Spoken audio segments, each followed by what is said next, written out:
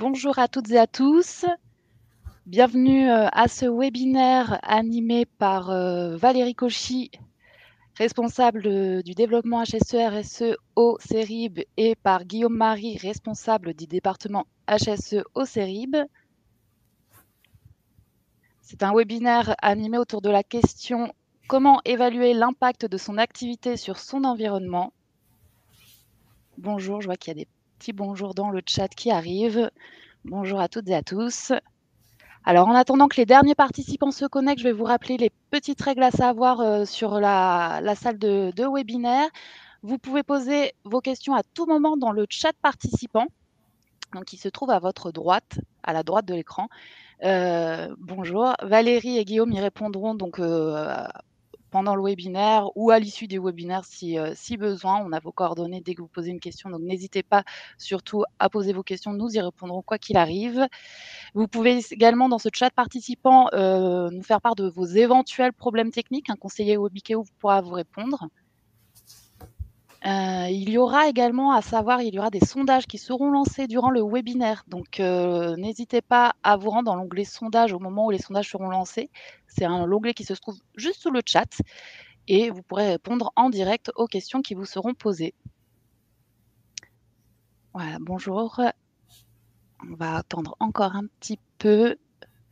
Si besoin, vous pouvez mettre la présentation en plein écran avec un petit clic droit au niveau de la présentation. Afficher tous les contrôles et passer en plein écran. Bonjour, alors il est 10h02, nous n'allons pas tarder à débuter.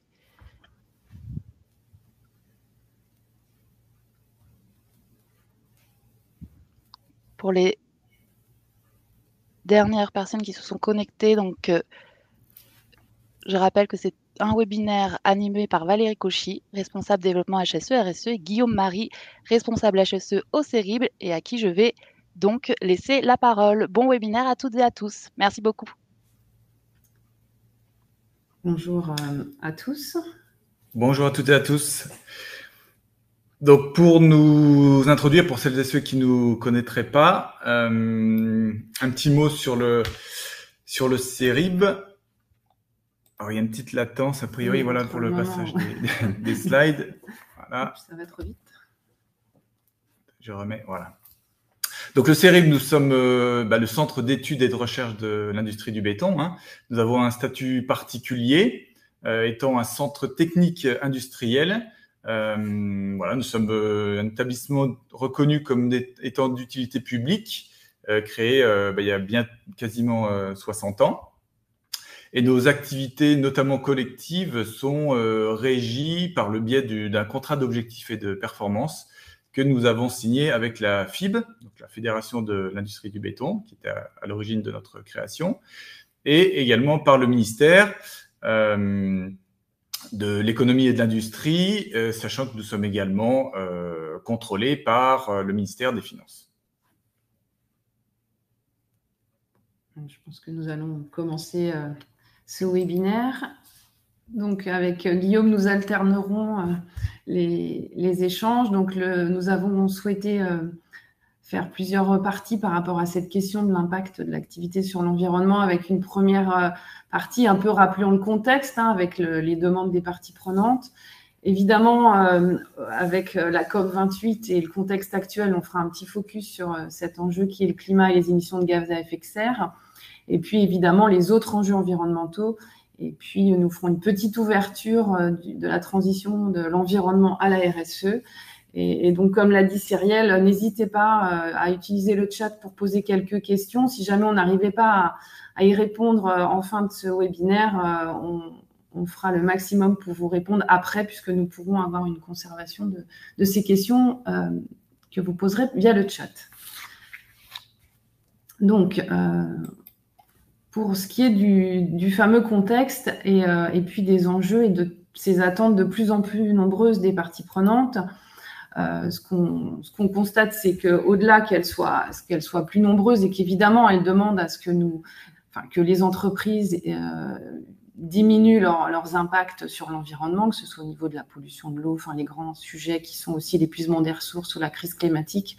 Ce qu'on voit arriver aussi, c'est que les attentes sont aussi à ce que l'entreprise génère dorénavant des impacts positifs sur l'environnement. Ce n'est plus que de la réduction d'impacts négatifs, mais aussi une proactivité pour que l'entreprise génère des impacts positifs sur l'environnement.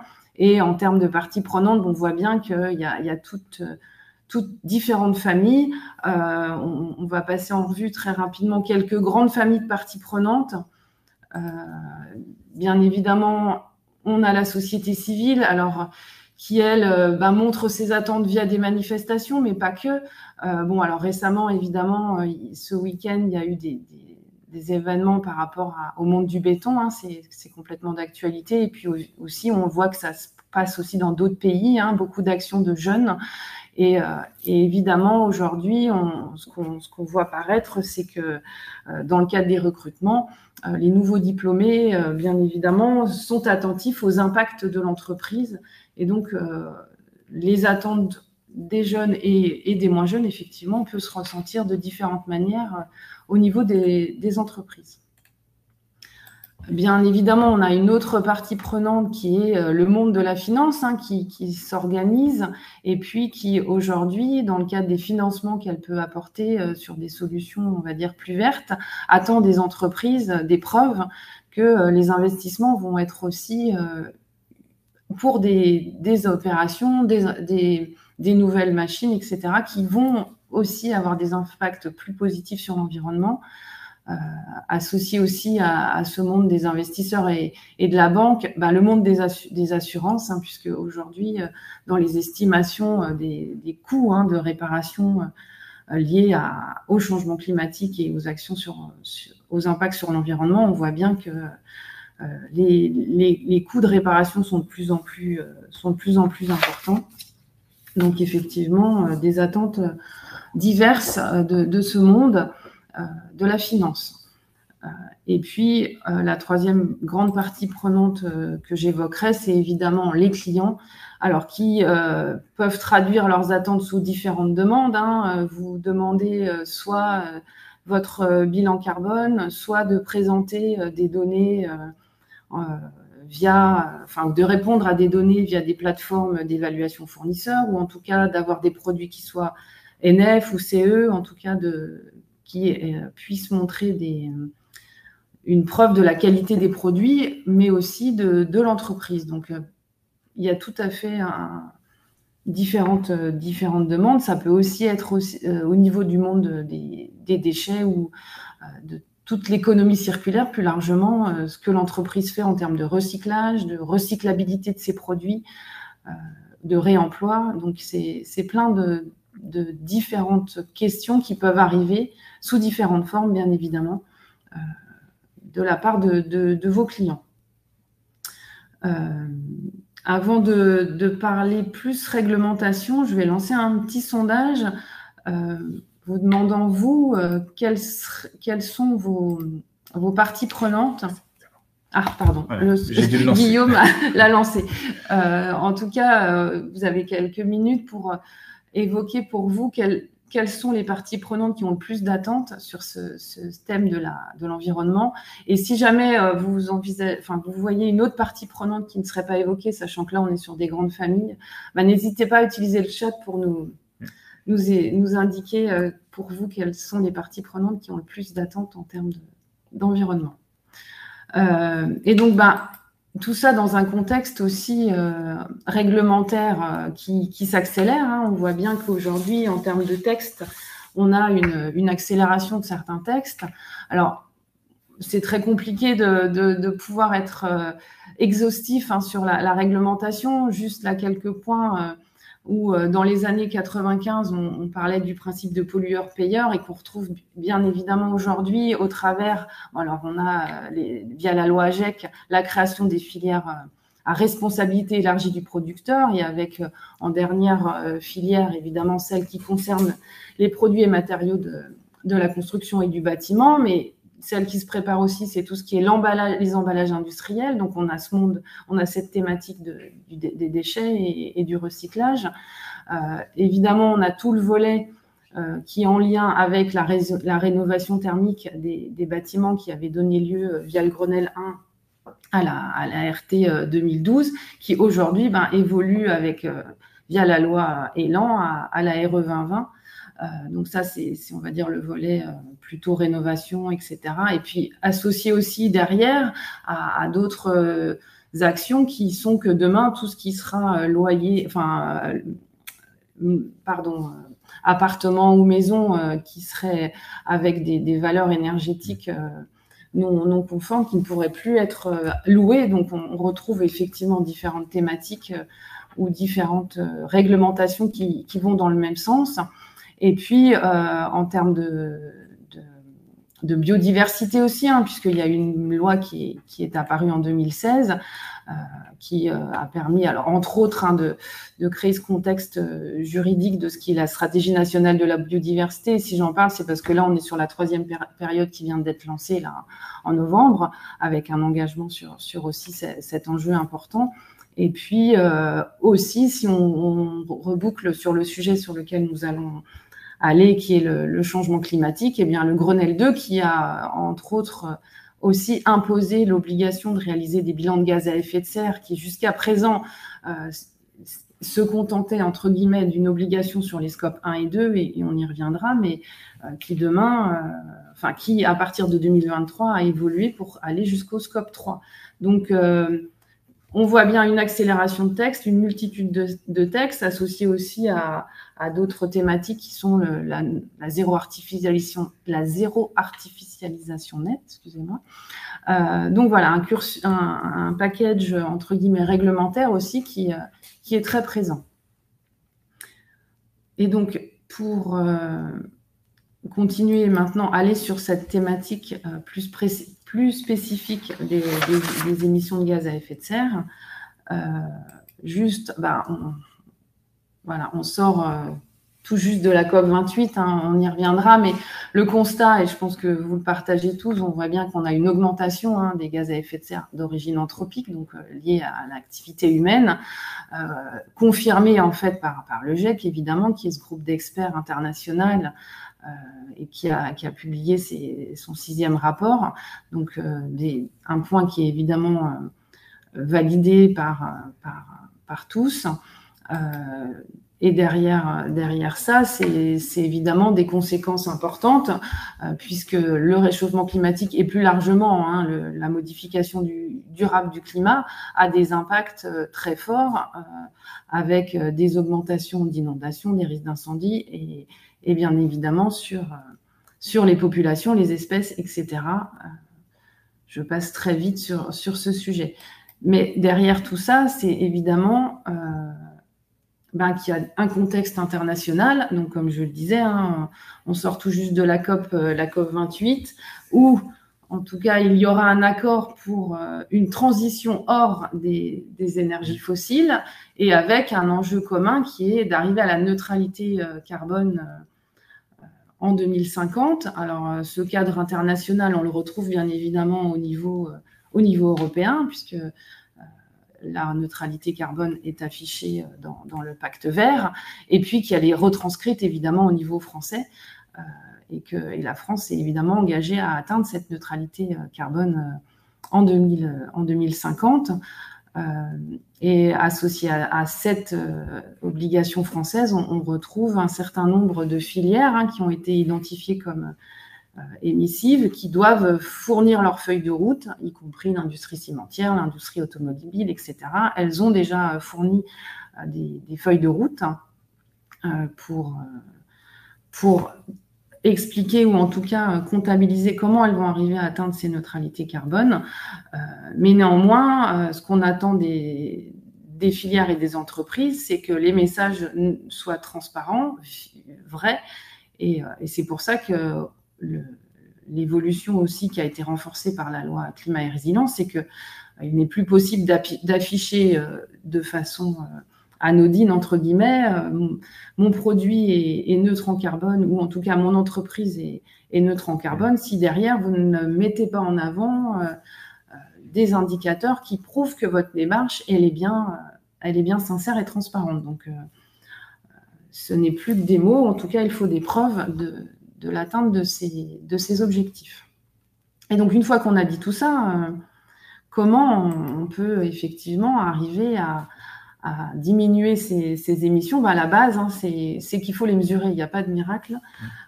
Il faut mesurer ces émissions de CO2 pour pouvoir mettre en place une stratégie de réduction. Donc, il existe plusieurs outils pour pouvoir identifier ces sources d'émissions. Alors, très schématiquement, on les distingue en 3 scopes. Le premier scope, ce sont ce qu'on appelle les émissions directes, liées essentiellement aux énergies fossiles.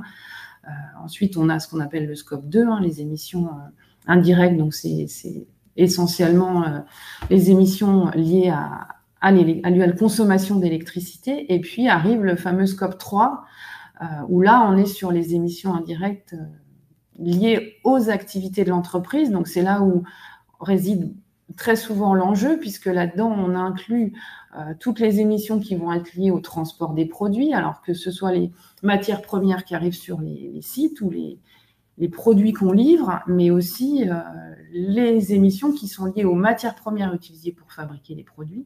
Et puis, il y a aussi tout ce qui va être les déplacements des collaborateurs, que ce soit à titre professionnel ou personnel, et puis l'usage des produits qui peuvent aussi générer des émissions de CO2, et puis la fin de vie de ces produits.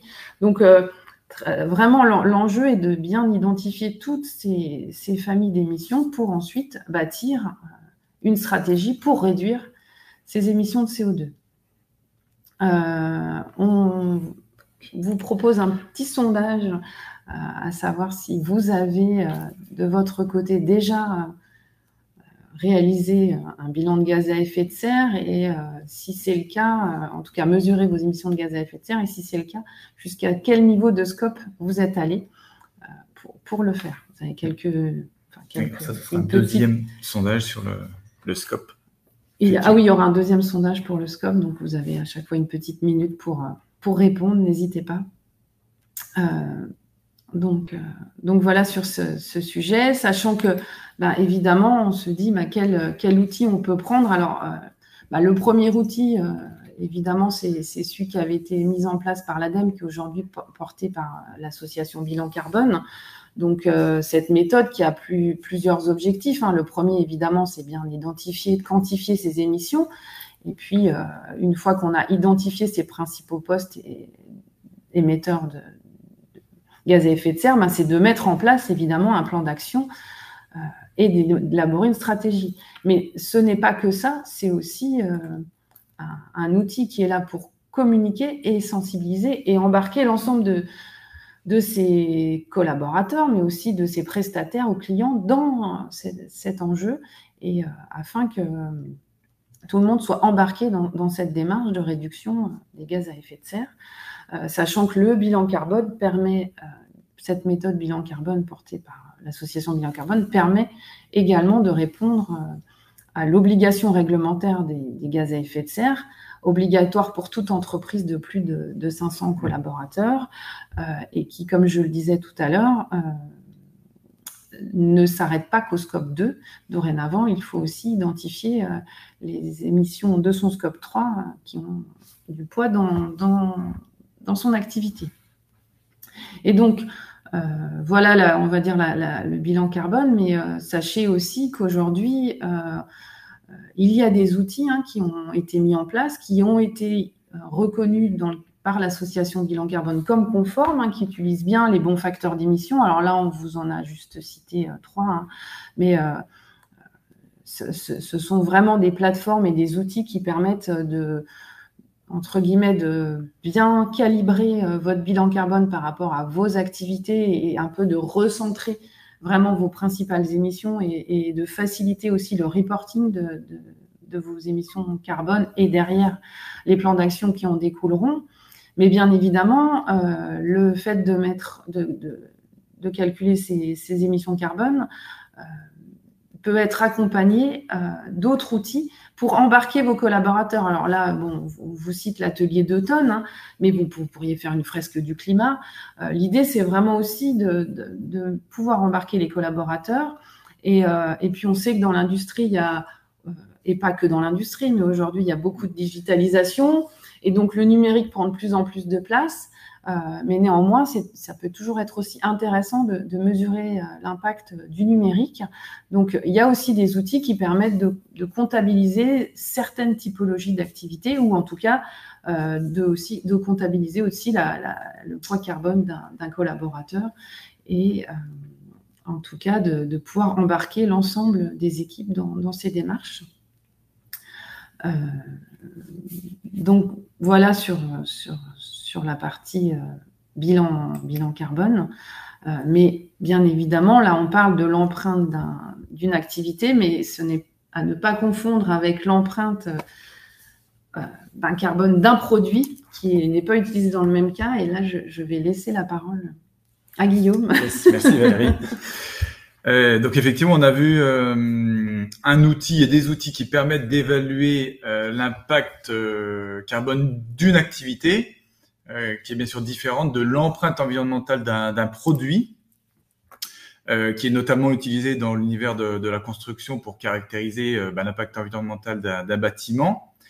Et le bon outil pour évaluer donc l'empreinte ou l'impact environnemental d'un produit, eh bien c'est l'analyse de cycle de vie qui répond à des normes, hein, principalement la NFEN ISO 14040 et 44, qui permet de faire le bilan des consommations et des rejets de matière, d'énergie, de matières premières et autres.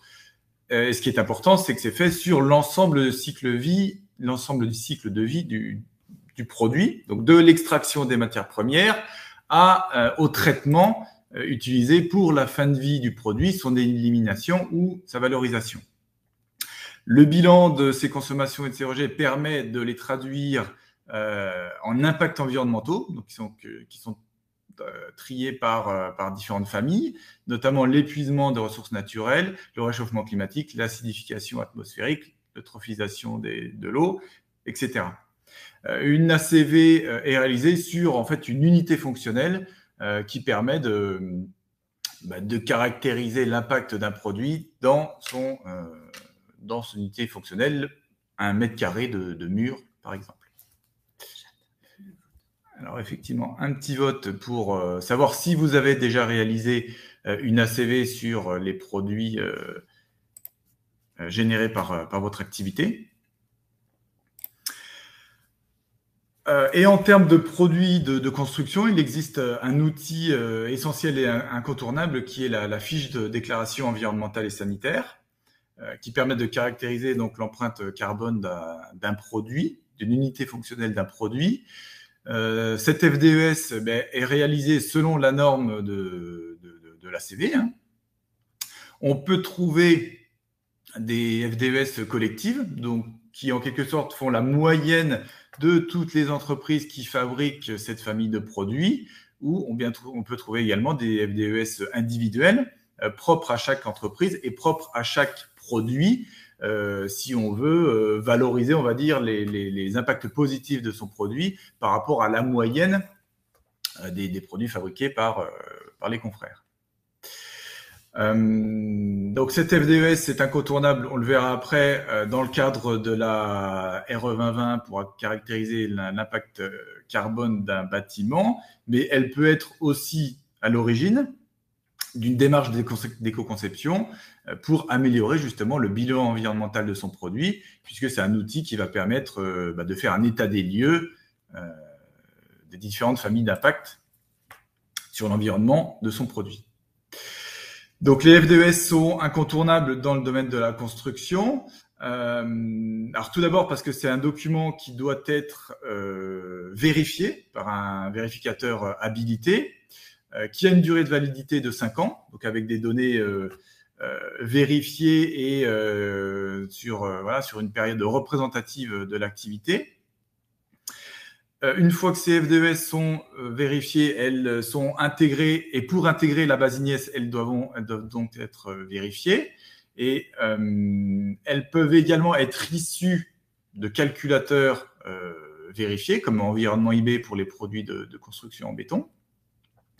Et en fait, pour pouvoir déterminer l'impact environnemental d'un bâtiment via des logiciels qui existent, en fait, on fait appel au FDES des produits en renseignant en fait les métrés, les quantités de produits qui sont utilisés dans l'ouvrage.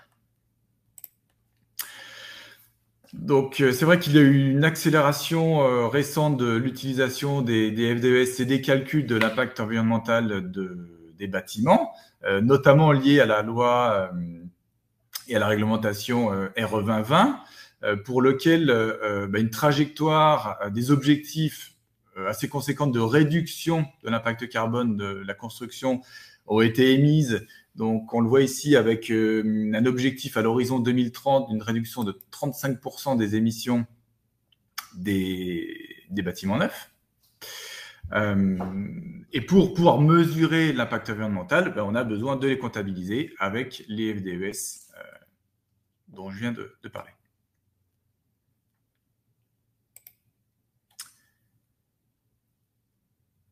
A priori, il y avait des soucis de... Non, a priori, au niveau de... Non, c'est résolu. Donc, on a vu comment comptabiliser, comment mesurer l'impact environnemental de son activité. On a vu comment comptabiliser l'empreinte environnementale de ses produits, sachant qu'en faisant ces deux exercices, on récolte souvent le même type de données. Elles sont utilisées de différentes façons, mais c'est les mêmes données dont on a besoin. Mais il existe d'autres impacts environnementaux avec des enjeux peut-être entre guillemets plus terre à terre, mais en tout cas plus locaux, qui peuvent avoir un véritable impact sur le bon fonctionnement de l'entreprise dans son environnement, avec notamment des enjeux sur l'urbanisme, avec des réglementations, des législations qui existent sur les communes par le biais des plans locaux d'urbanisme notamment, mais également les schémas de cohérence et d'occupation des territoires, qui peuvent déterminer des exigences sur le fonctionnement des activités, des entreprises, mais aussi des habitations.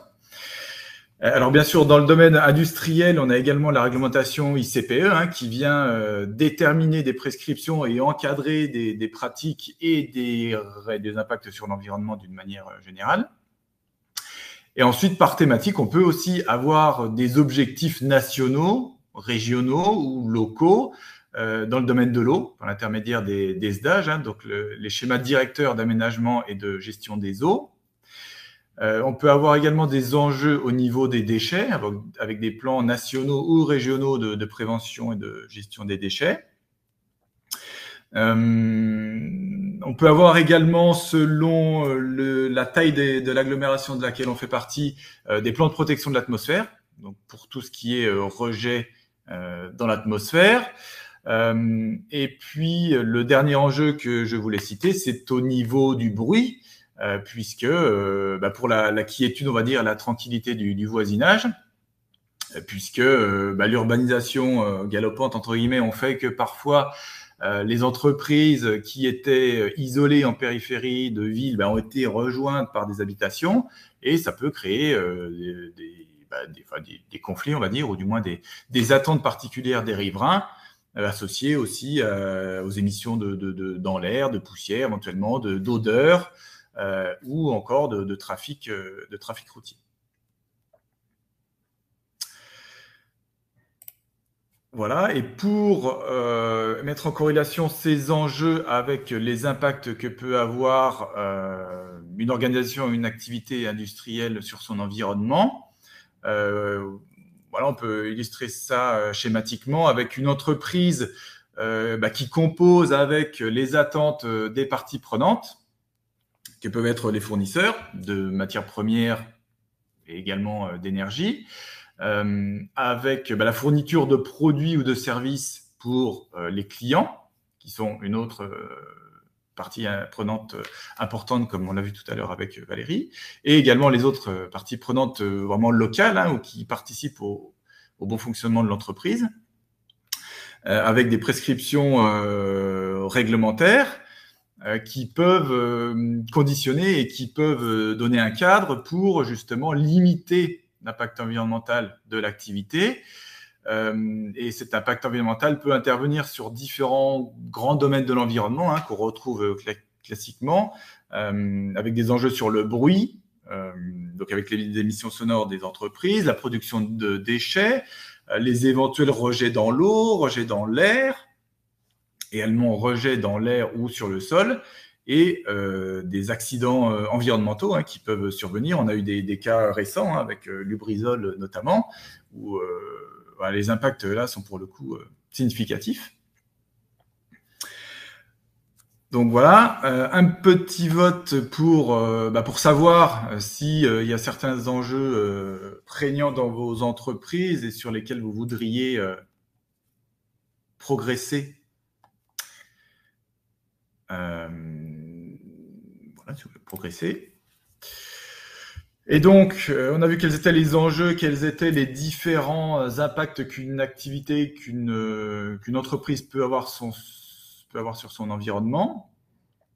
Et là, par famille d'impact, on va dire, on va voir quelles sont les actions à mener pour pouvoir la mesurer, la comptabiliser et donc la diminuer. Donc, sur l'implantation et l'aménagement d'une entreprise, la première chose, c'est d'évaluer la compatibilité avec les documents d'urbanisme et leurs exigences. L'accès à ce type de documents est beaucoup plus facile maintenant via le site géoportail de l'urbanisme notamment. Avant, il fallait aller en mairie, etc. Là, on a quand même un accès beaucoup plus facile et donc on peut beaucoup plus facilement avoir accès à ces exigences et pouvoir les respecter.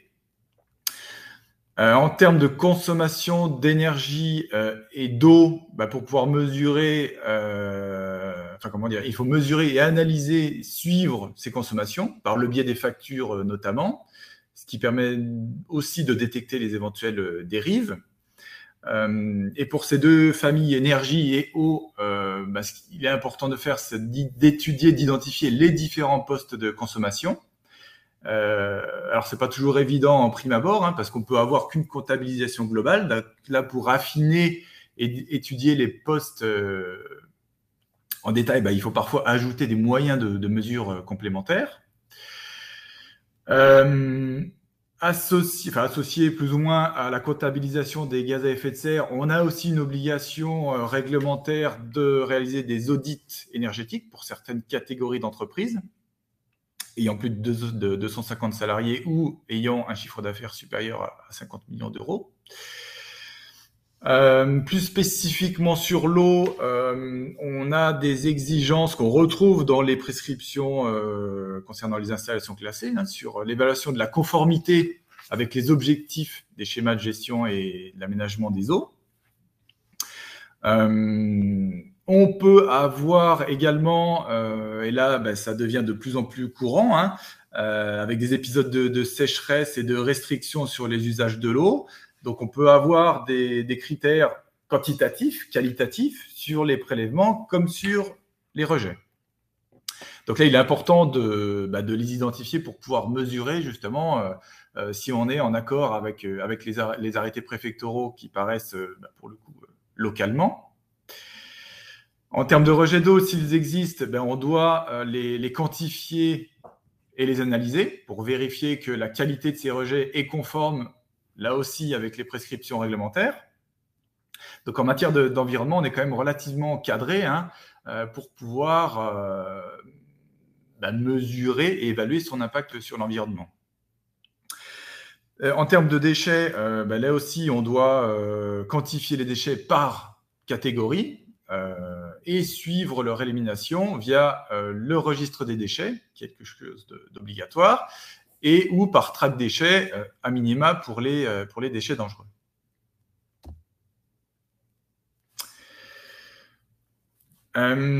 D'autres thématiques environnementales sur lesquelles on peut mesurer son impact, c'est les rejets dans l'air, avec la mesure et l'analyse des rejets canalisés, des poussiéreurs par exemple, ou de rejets diffus, pour lesquels certaines entreprises ont l'obligation de faire des campagnes de surveillance en limite de propriété des émanations et des retombées de poussière. Donc là aussi, on peut avoir ou pas d'ailleurs des seuils réglementaires qu'il convient de de vérifier le respect. En termes d'émissions sonores et d'émissions vibratoires, là aussi, il y a des prescriptions liées aux installations classées pour la protection de l'environnement. Donc là, il faut les mesurer également, en limite de propriété et dans les zones à émergence réglementée, les zones habitées ou destinées à être habitées, identifiables dans les documents d'urbanisme.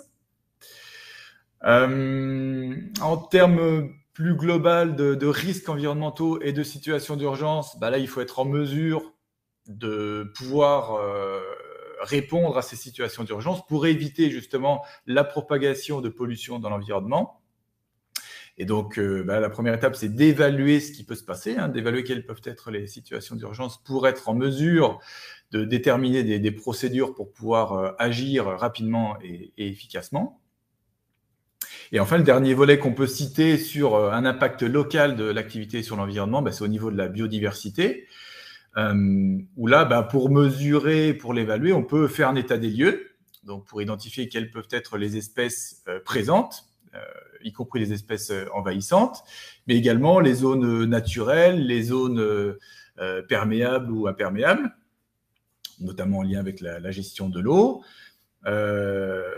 On peut faire évoluer ces pratiques pour améliorer la présence de la biodiversité sur son site et son environnement proche, et sensibiliser le personnel pour agir et pour préserver toutes ces ressources. Donc bien sûr, on l'a cité ici, la sensibilisation du personnel, mais c'est quelque chose qui est très important pour maîtriser l'impact environnemental sur tous les différents domaines. Il faut, comme disait Valérie, que tout le monde soit embarqué, que tout le monde soit sensibilisé à cette cause qui est quand même de plus en plus partagée au niveau des salariés, au niveau de chaque individu finalement. Et on peut s'appuyer sur des structures locales pour accompagner chaque entreprise pour mettre en place ces actions. Donc voilà, je redonne la parole à Valérie. Et donc, c'est vrai que de l'environnement, comme on passe à la RSE, alors l'idée c'était de dire qu'effectivement il n'y a qu'un pas, mais c'était surtout de préciser que la responsabilité sociétale des entreprises, qui est la mise en œuvre du développement durable dans le cadre des activités d'une organisation, d'une entreprise, ce n'est pas que l'environnement, et ça ne se résume pas qu'à l'environnement. Donc, c'est parfois le raccourci qu'on entend. Vous voulez engager une démarche RSE, faites votre bilan carbone. Non, une démarche RSE, ce n'est pas que la thématique environnementale, puisque c'est bien plus large que ça. Ça inclut évidemment tout le volet social, sociétal. Et puis derrière, il y a bien évidemment le volet économique. Nous avons choisi de faire un webinaire orienté environnement et pas RSE. Donc, c'est pour ça qu'on se permet un petit sondage à savoir si un webinaire vraiment consacré à la RSE, cela vous intéresserait. Et puis, même plus largement que ça, sachant que, en termes de réglementation, tout à l'heure, j'ai pas non plus été dans le détail des directives européennes qui sont déclinées et transposées en loi française, puisque quand Guillaume parlait de l'audit énergétique réglementaire, c'est complètement la transposition d'une directive européenne. Et pour ce qui est de la RSE, pour ceux qui sont un peu concernés, qui sont des structures qui font des reporting extra-financières, la fameuse directive européenne sur le reporting extra-financier vient d'être transposée en loi française, la fameuse CSRD. Donc voilà, la question qu'on vous posait, c'est est-ce que sur ces sujets-là, vous pourriez être intéressé par vraiment un webinaire consacré à ça, puisque le message vraiment qu'on voulait passer, c'est que la RSE, ce n'est pas que l'environnement. Et l'environnement, c'est déjà quelque chose de très large, comme Guillaume a pu vous le montrer avec toutes ces différentes thématiques. Mais quand on s'engage effectivement dans des démarches de responsabilité sociale et sociétale, ça va au-delà des enjeux environnementaux. Donc, voilà un peu les sujets, en tout cas, qu'on souhaitait partager avec vous. on en profite aussi pour vous faire part des accompagnements ou des prestations qu'on peut vous proposer, que ce soit, on a évoqué le sujet du bilan carbone, mais tout ce qui serait des audits environnementaux ou tout ce qui serait énergétique en étant accompagné. Et puis, on évoquait tout ce qui est l'accompagnement des collaborateurs, hein, ça peut être via une fresque du climat, et puis des choses concrètes en termes d'impact environnementaux et de mesures de paramètres environnementaux, tout ce qui serait bruit, poussière, eau, etc. Donc, ne pas hésiter à nous contacter si nécessaire. Vous aurez de toute façon nos coordonnées et possibilité de nous recontacter si besoin. On va peut-être maintenant regarder dans le chat. Alors, excusez-nous, c'est pas toujours évident d'être en même temps sur le chat et de dérouler notre présentation. Si vous aviez des questions. Ouais. Alors, j'ai vu une question tout à l'heure sur les outils, notamment bilan carbone, SAMI et autres. Est-ce qu'ils étaient payants? C'est peut-être dans les feuilles. Ouais, voilà. Alors, effectivement, tout ce qui est SAMI, enfin les outils qu'on a pu vous proposer, hein, ce sont des outils qui sont effectivement payants. Alors, pour certains, ça dépend de la taille de votre structure et puis de combien de personnes sont amenées à utiliser les outils. Il y a différents cas de figure, donc c'est compliqué de vous répondre comme ça en termes de tarification, mais effectivement, les outils ont différents coûts. Et pour pouvoir utiliser la méthodologie bilan carbone, il faut être formé pour pouvoir le faire via l'association Bilan Carbone, ce qui donne le droit à faire un bilan carbone pour sa propre organisation, ou alors pour les bureaux d'études comme on peut l'être, on est également formé à la méthodologie bilan carbone avec un module 2 pour pouvoir avoir une licence pour faire des bilans carbone pour les autres. Donc effectivement, si vous voulez passer par un bureau d'études pour faire ça, effectivement, il y a un coût d'accompagnement. Et là, il y a une question qui vient d'arriver sur le fait que est-ce qu'une FDES produit contient l'empreinte carbone de l'activité? La réponse, non, on n'est pas sur le même périmètre.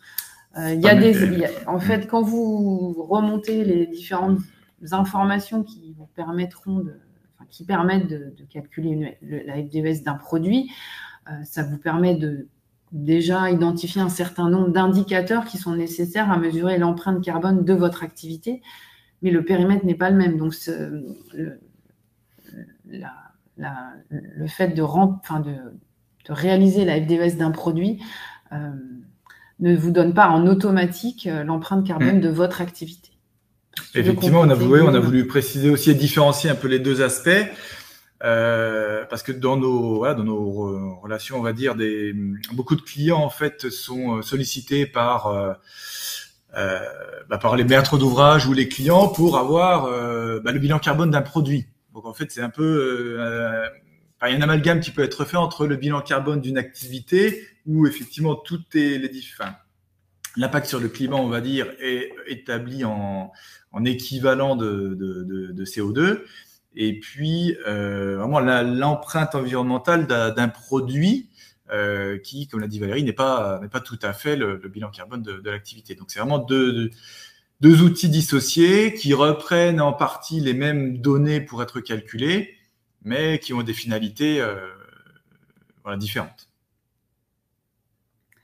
Alors, il y a une question biodiversité. Ouais, j'avais rebondi sur les FDES, mais donc sur le fait que, donc en matière de biodiversité, y a-t-il des obligations? Et si oui, quel cas? Et où est-ce que ces démarches sont encore volontaires et dans le cadre de l'amélioration continue? Alors, comme l'évoquait Guillaume, de nombreuses activités sont soumises à la réglementation ICPE et certaines activités, alors on pensera plutôt au domaine du monde de l'extraction, etc., ont des obligations qui sont de faire des analyses faune-flore avant de pouvoir être autorisé à exploiter. Donc, quelque part, on peut se retrouver à avoir des obligations derrière d'action biodiversité avec des besoins de compensation, de suivi d'espèces, etc.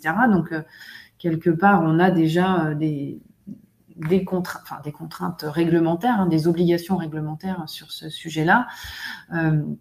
Ensuite, avec les évolutions de la réglementation et demain des reportings extra-financiers, certaines entreprises indirectement mettront en avant dans le cadre de leur analyse qu'elles ont un impact sur la biodiversité et devront rendre compte de certains indicateurs. Alors, c'est difficile comme ça de trouver des exemples, hein, mais en tout cas, c'est vrai que la biodiversité, on en parle peut-être un peu moins que le climat, mais quand on sait que le changement climatique est un des facteurs d'extinction, hein, en tout cas, et un des impacts majeurs sur la biodiversité, ben, indirectement, on se rend bien compte que finalement, peu d'entreprises n'ont pas d'impact sur la biodiversité, donc quelque part, ils répondent.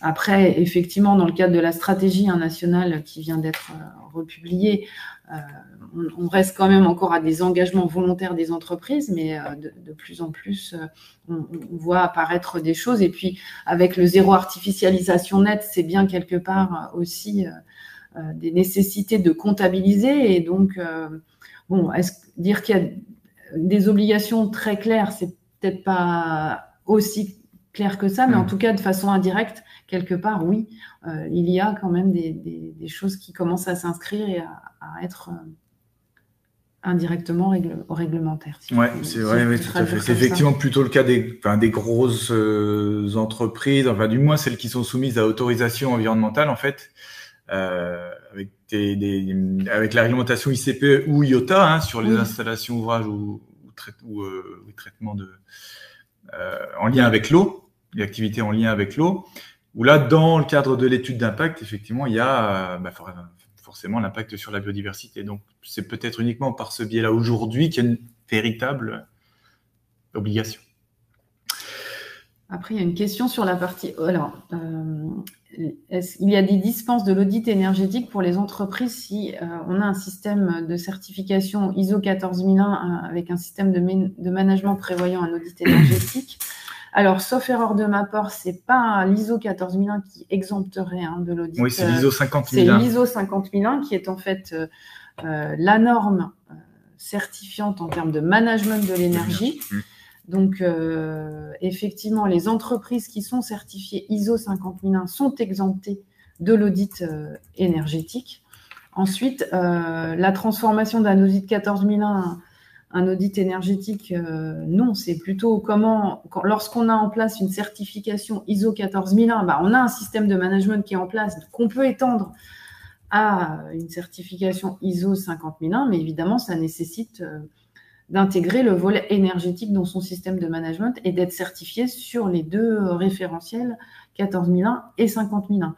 Donc, pour moi, la 14001 n'exempte pas. Tout à fait. J'ai vérifié sur le site de l'audit énergétique, c'est bien la 50001. De la T2E. Oui, tout à fait. Par contre, en revanche, l'audit énergétique peut être réalisé par un auditeur qui n'est pas qualifié, au sens de la présente réglementation, en cas de système de management ISO 14001 certifié.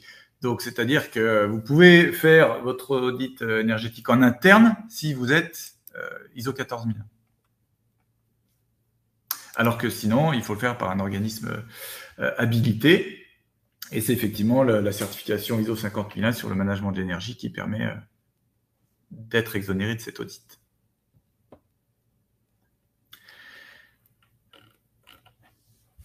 Je ne sais pas s'il vous restait des questions.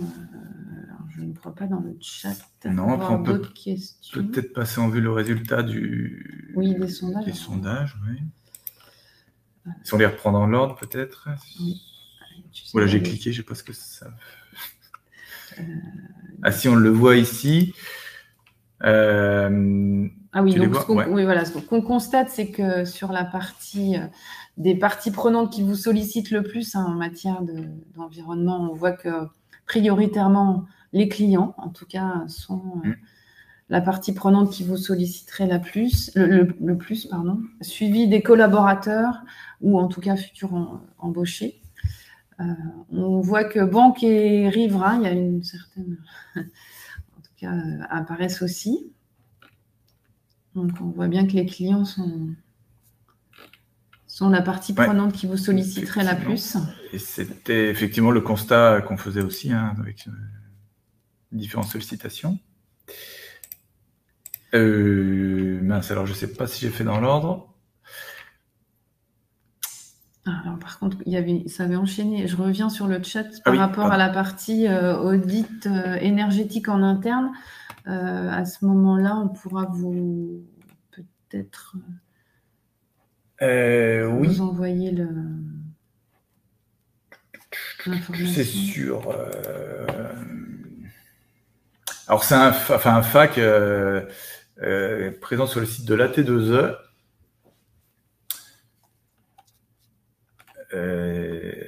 Comment est-ce qu'on peut partager? Oui, je peux peut-être moi le mettre dans le chat d'ailleurs. Oui, peut-être tu peux mettre le lien, je ne sais pas comment. Effectivement. Est-ce que tout le monde le verra? Donc voilà le lien du document. Donc, je pense que oui, a priori c'est arrivé dans le chat. Voilà. Hop, alors si on revient au saut. Comment tu as fait afficher les résultats en dessous. Et là, c'était, oui, alors les questions. Ah oui, non, ici c'était ça.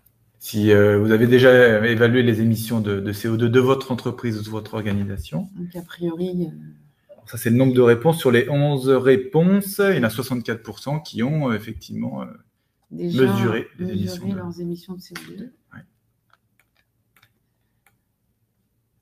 Alors, était dans un cadre volontaire ou bien une demande spécifique de vos clients. Alors, il est vrai que pour répondre à des appels d'offres ou des marchés publics, on a parfois des exigences de ce type, donc d'avoir une labellisation RSE ou d'avoir une certification ISO 14001 ou d'avoir comptabilisé ces gaz à effet de serre. Donc, effectivement, vous pouvez peut-être préciser dans le chat quels étaient le biais. Dans la partie des...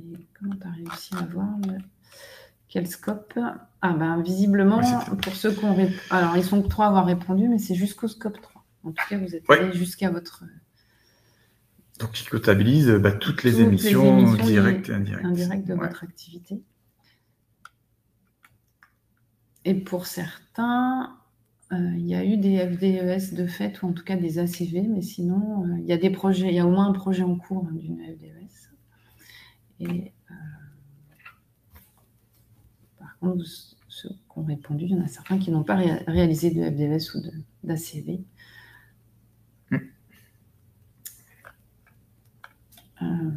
Et si on regarde les thématiques environnementales sur lesquelles il y aurait une envie ou en tout cas un besoin de progresser, alors les déchets qui arriveraient pour 6 d'entre vous.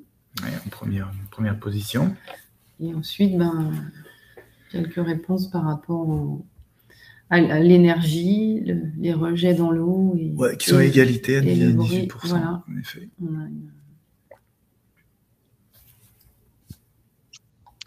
Merci beaucoup, Guillaume. Merci, Valérie.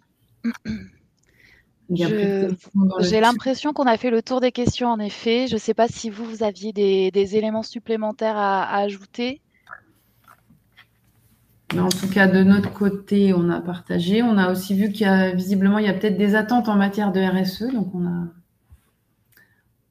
Oui, on sait le sujet du... On a entendu le sujet du prochain webinaire. Maintenant, s'il n'y a plus de questions dans le chat...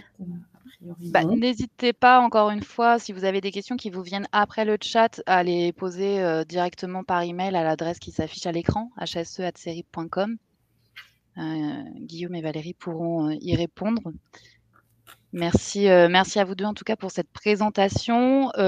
Sachez, en tout cas. Merci beaucoup à tous pour votre participation et sachez que la présentation est accessible en replay pour ceux qui sont arrivés en cours de présentation ou je crois qu'il y a certaines personnes qui ont eu des problèmes de connexion Internet. N'hésitez surtout pas, elle est accessible en replay et vous pourrez par la suite poser vos questions sans aucun problème à l'adresse hse@serip.com. Merci beaucoup. En tout cas, bonne merci journée merci à toutes et à tous. Et bonne fête de fin d'année. Oui, bonne fête de fin d'année et merci encore. Au revoir. Merci Bonne journée. beaucoup. Au revoir, bonne journée.